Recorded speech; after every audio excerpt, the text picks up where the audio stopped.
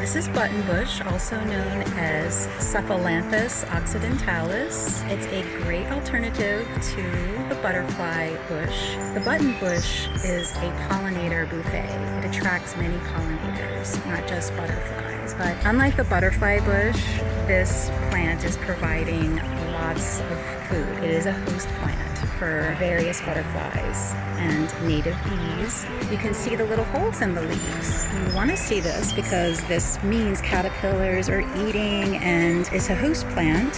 When this plant is blooming, you will see so many native bees hovering around these beautiful flowers. Bees, butterflies, it's very fragrant, so you can hover around it too.